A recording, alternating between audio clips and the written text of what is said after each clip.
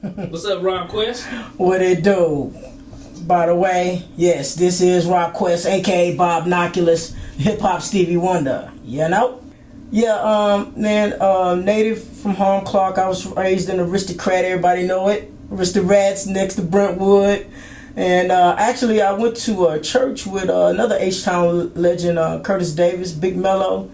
He was like older than me, so he was like, I was like the little young shorties running around the church at New Faith Baptist Church. And I remember Curtis and another guy named Victor Mitchell, another H-Town legend, and they used to be across the way from the church at the Rainbow Skating Rink, right? And so they would be over there rapping, and they was doing a style of beatboxing.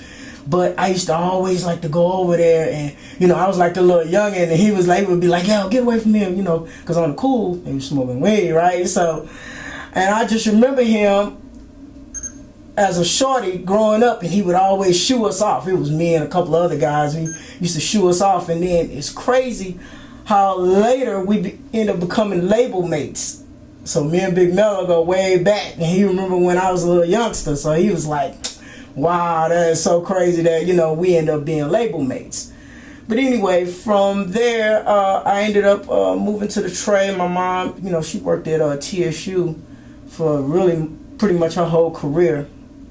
And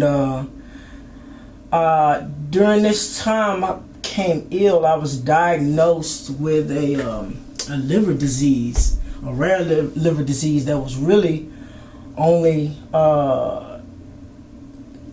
would show up in middle-aged white women, right? So at the time, to be a young black male with this disease was really rare, So I was over at Texas Children's, and they diagnosed me with this, and it was sarcoidosis. And sarcoidosis is the same disease that killed Bernie Mac, but he had it in his brain.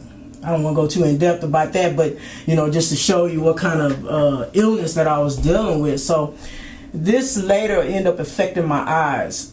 So which ended up, I'm giving you a abridged version of this. Long story short, I ended up going blind, totally blind around 18 after attempting one little final surgery that could possibly make me see 20/20 again or make me totally blind. I was eventually going to go blind, so I took the risk.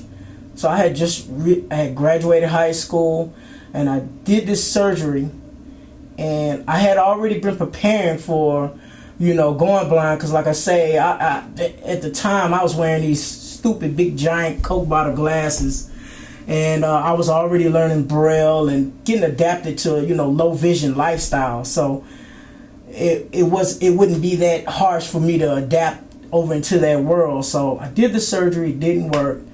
So there I was. At the time, it kind of set me back, of course. I was like about 17 years old. So I was stuck in the house. I couldn't go play basketball, do bikes. I was into the BMX and skateboard, that kind of thing. And so I was just sitting around the house and just, kind of like a sedentary lifestyle. So eventually, I decided to, pick up a hobby. I was always interested in music. And by that time, that was like mid 80s, late 80s. So rap music was getting real big. So, I was always an avid collector. I would buy albums, and I had a stereo. I had a nice stereo. And I decided I wanted to make this kind of music because I had always been in band all my life, in elementary school, junior high school. So I've always been in the band. Even in high school, I played in stage band, jazz band. And so I decided I wanted to make the music. So my mom, I think my first drum machine was a Roland 505. Then I ended up getting a Yamaha RX-7 drum machine.